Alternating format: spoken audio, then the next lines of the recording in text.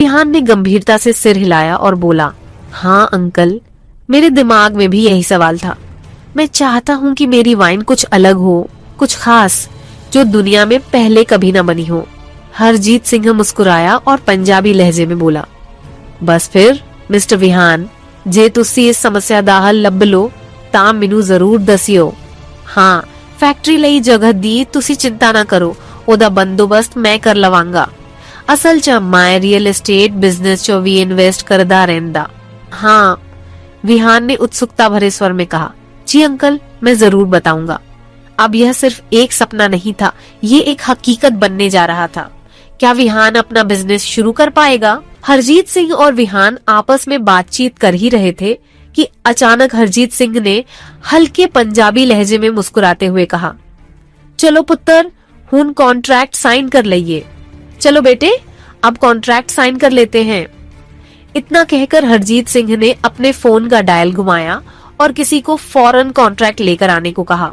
कुछ ही देर में एक आदमी काले कोट में, हाथ में एक मोटी फाइल लिए अंदर आया। उसकी चाल ढाल से साफ लग रहा था कि वह कोई अनुभवी वकील है। उसने आदर पूर्वक हरजीत सिंह और विहान दोनों को अभिवादन किया और फिर फाइल को खोलकर एक दस्तावेज हरजीत सिंह के सामने रख दिया। हरजीत सिंह ने कागजात को ध्यान से पढ़ा और फिर एक मुस्कान के साथ विहान की ओर बढ़ाते हुए बोला, पुत्र, इसे ठीक तरह नाल पढ़ ले बेटा, इसे अच्छे से पढ़ लो। विहान ने दस्तावेज अपने हाथ में लिया और ध्यान से पढ़ना शुरू किया।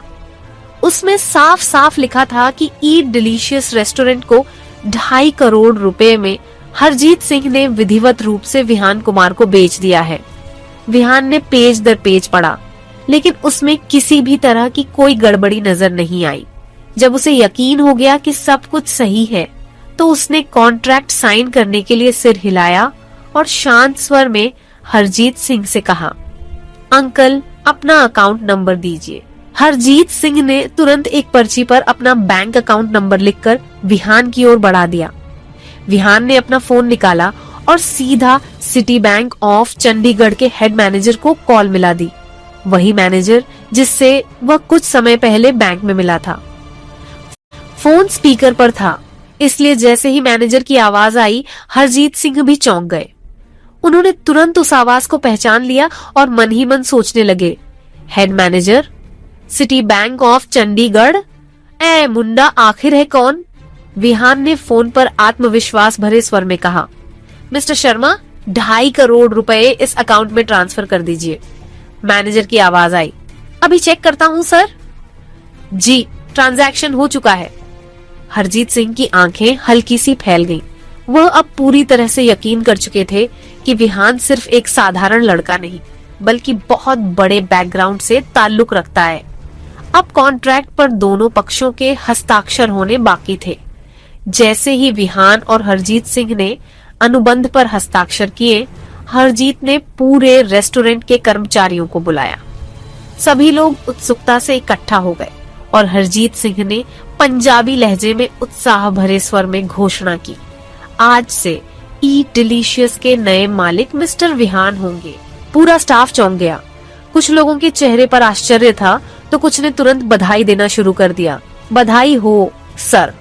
लेकिन सबसे ज्यादा हैरान रेस्टोरेंट की मैनेजर श्रेया थी और सबसे डरा हुआ वो सिक्योरिटी गार्ड, जिसने कुछ समय पहले ही विहान को उसके कपड़ों से जज किया था।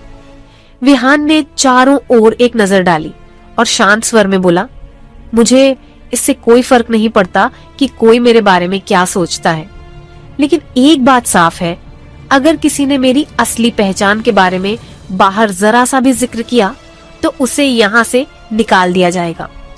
ये सुनते ही पूरे स्टाफ में खामोशी छा गई। सभी ने सिर हिलाकर सहमति जताई। इसके बाद बिना कोई और बात किए विहान रेस्टोरेंट से बाहर निकल गया। जैसे ही विहान रेस्टोरेंट से बाहर निकला, अंदर का माहौल एकदम बदल गया। कुछ देर पहले जहां स्टाफ जश्न मना रहा था, अब वहां चिंता और असमंजस की लहर दौड़ गई थी। श्रेया, जो मैनेजर थी, परेशान होकर बोली, मुझे समझ नहीं आ रहा कि नया बॉस कैसा होगा। क्या वह सख्त होगा या नरम? वेटर रोहित ने भी सिर हिलाया और बोला, हाँ, और सबसे बड़ी बात, क्या वो हमें पुराने बॉस की तरह सपोर्ट करेगा? गार्ड रमेश, जो सबसे ज्यादा डरा हुआ था, धीरे से बोला, मुझे तो लग रहा है कि मैंने सुबह जो किया था उसके लिए कहीं मुझे नौकरी से ना निकाल दे। स्टाफ की ये बातें सुनकर हरजीत सिंह ने ठेठ पंजाबी अंदाज में उन्हें दिलासा देते हुए कहा, ओ पुत्र, चिंता मत करो, मिस्टर विहान बहुत बढ़िया इंसान है, उनका स्वभाव एकदम बढ़िया है। अगर फिर भी कोई परेशानी हो तो मेरे दूसरे होटल में आ जाना। स्टाफ को तसल्ली तो मिल गई, लेकिन खुद हरजीत सिंह के दिमाग में एक नया सवाल उठ चुका था। उसने मन ही मन सोचा, ए मुंडा किन्ना होशियार है, चंडीगढ़ दी सब तो वड्डी बैंक दा मैनेजर भी इहदी गल सुनदा, पर मेरी नहीं, कुछ तो गड़बड़ है, इसकी पूरी पड़ताल करनी पड़ेगी। ये सोचते ही उसने तुरंत अपने निजी जासूस को फोन मिलाया। फोन उठते ही वह गंभीर स्वर में बोला, हेलो, एक खास काम है, मुझे विहान कुमार नाम के लड़के के बारे में पूरी जानकारी चाहिए, उसका बैकग्राउंड, उसकी पहचान और सबसे जरूरी, ये करोड़ों रुपए इसके पास आए कहाँ से। जासूस ने हामी भरी और हरजीत सिंह ने फोन काट दिया। उसकी आंखों में अब उत्सुकता और शक दोनों झलक रहे थे। फोन पर बातचीत हरजीत सिंह और उसका निजी जासूस। हरजीत सिंह फोन उठाते हुए उत्सुक स्वर में बोला, हाँ बोल मेरे शेर, की पता चला उस बंदे बारे? जासूस ने गंभीर स्वर में जवाब दिया, सर जदों मैं छानबीन किती ता एक अजीबोगरीब गल सामने आई। ओ मुंडा, कोई आम इंसान लगता है। हरजीत सिंह हैरानी भरे स्वर में बोला, ओ की मतलब? जासूस ने शांत स्वर में समझाया, मतलब ओह एक मामूली कॉलेज स्टूडेंट है, जेड़ा दिन नू पढ़ाई करदा है ते शाम नू एक चाय दी दुकान ते काम करदा है। ओह अनाथ है, कोई परिवार नहीं, कोई अमीर खानदान दी जानकारी नहीं। हरजीत सिंह हैरानी और अविश्वास भरे स्वर में बोला, की तेरा दिमाग ठिकाने ते है? ओह मुंडा साड़े शहर दी सब तो वड्डी बैंक दे मैनेजर नू हुक्म दे रिहा सी ते तुम कह रिहा ओह एक चाय वाला है? जासूस ने गंभीर स्वर में जवाब दिया, हाँ सर, मैं भी यही देख के हैरान हाँ, जिद्दा तक मेरा डेटा कह रिहा, ओह किसी भी तरह अमीर नहीं लगता।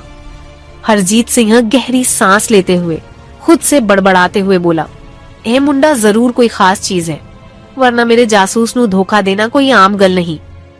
फोन कट जाता है। हरजीत सिंह सोच में पड़ जाता है। उसकी आंखों में एक नई चमक उभरती है। आखिर क्या बात हुई थी फोन पर? क्या विहान के बारे में जान पाएगा हरजीत?